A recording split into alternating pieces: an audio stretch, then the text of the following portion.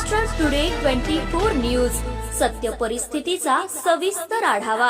सत्ता कोणाच्या हाती, विजयाची पताका कोण फडकवणार, जनता कोणाच्या गळ्यात टाकणार विजयाची माळ, जनतेचं मत कोणाला, संपूर्ण महाराष्ट्रातील महानगरपालिकेतील संपूर्ण आढावा आपणासमोर पहा फक्त महाराष्ट्र टुडे मराठीवर। जनतेच्या हक्कासाठी, जनसेवेच्या नवा अध्याय रचण्यासाठी तसेच सेवेसाठी सत्ता नाही सेवेची संधी द्यावी, मला आशीर्वाद द्यावा। धन्यवाद। अमरावती महानगर निवडणुकीसाठी सज्ज श्रद्धा गेहलोत। अमरावती महानगरपालिका निवडणुकांचे बिगुल वाजले असून शहरातील प्रत्येक प्रभागात इच्छुक उमेदवारांची जोरदार गर्दी पाहायला मिळत आहे। राजकीय हालचालींना वेग आला असून विकास, पारदर्शकता आणि जनतेच्या प्रश्नांवर आधारित प्रचार सुरू झाला आहे। अशाच पार्श्वभूमीवर आज आपल्या सोबत आहेत भाजपच्या प्रभाग क्रमांक 13 मधील महिला उमेदवार चौक श्रद्धा गेहलोत। प्रभागाच्या सर्वांगीण विकासासाठी त्यांचे नेमके धोरण काय आहे, महिलांसाठी, युवकांसाठी आणि नागरी सुविधांसाठी कोणत्या योजना त्या राबवणार आहेत आणि आगामी महानगरपालिका निवडणुकांच्या दृष्टीने त्यांची रणनीती नेमकी काय असणार आहे, यावर एक विशेष ग्राउंड रिपोर्ट आमचे ब्युरो रिपोर्टर विक्रम ढोके यांच्या सोबत पाहूया। महानगरपालिका अंतर्गत होणाऱ्या सार्वत्रिक निवडणुकीमध्ये प्रभाग क्रमांक 13 मधून आपण भाजपची उमेदवारी मागितली आहे, काय सांगाल याबद्दल? मी भाजपमध्ये 2018 पासून काम करते आहे। संलग्न 2019 मध्ये मी महिला मोर्चा महामंत्री हे पद घेतलेलं आहे। त्यावर 3 वर्ष काम केलेले आहे आणि प्रामाणिकपणे भाजपसाठी मी काम करत आलेली आहे। त्याचप्रमाणे संलग्न मी उपाध्यक्ष पद घेतलेले आहे आणि सर्व भाजपचे जेही आंदोलन असो किंवा काही निषेध असो सर्वांमध्ये माझा खूप मोठा भाग असलेला आहे। सोबतच माझ्यासोबत महिला शक्ती जुडलेल्या आहेत। तर त्यामुळे मी अंबापेठ नमुना प्रभाग क्रमांक 13 मधून भाजपमधून उमेदवारी मागितली आहे। तसं बघितलं तर महिलांसाठी 50% आरक्षणाच्या पार्श्वभूमीवर प्रभागात स्वयंसहायता गट आणि कौशल्य प्रशिक्षणासाठी काय योजना आपल्या आहेत?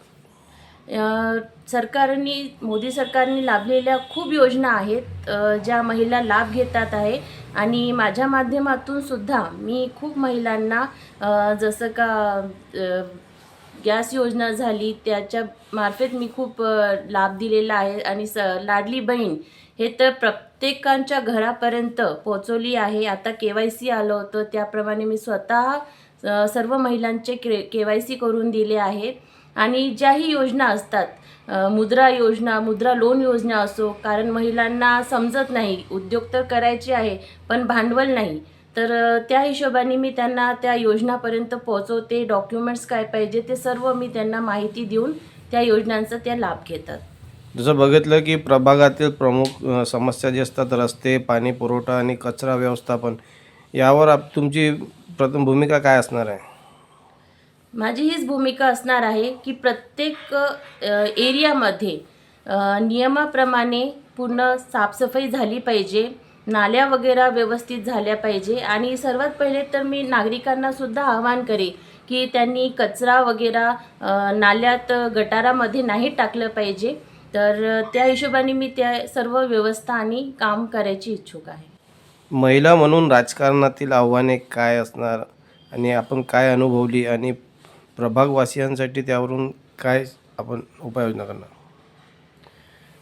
राजकारण म्हटलं की महिलांना खूप प्रॉब्लेम येतातच आहे, पण महिला ही शक्तीच आहे आणि सर्व व्यवस्थितपणे घर आणि राजकारण सर्व सांभाळून पुढे जाऊ शकते, मला असं वाटते।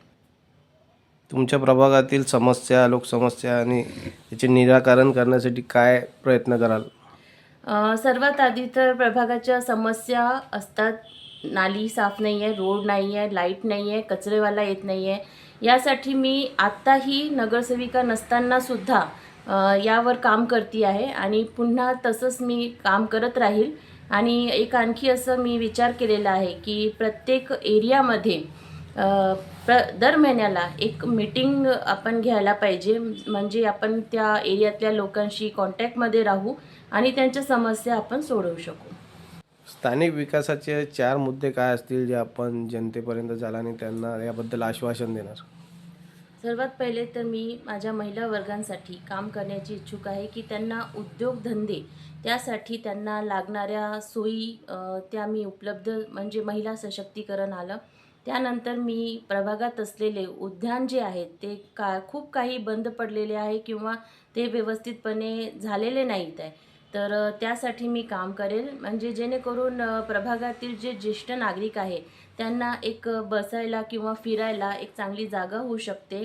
त्यानंतर मी विद्यार्थ्यांसाठी अभ्यासिका म्हणून प्रभागात त्याची पण व्यवस्था करेल की ते शांतपणे एका ठिकाणी येऊन अभ्यास करू शकतील.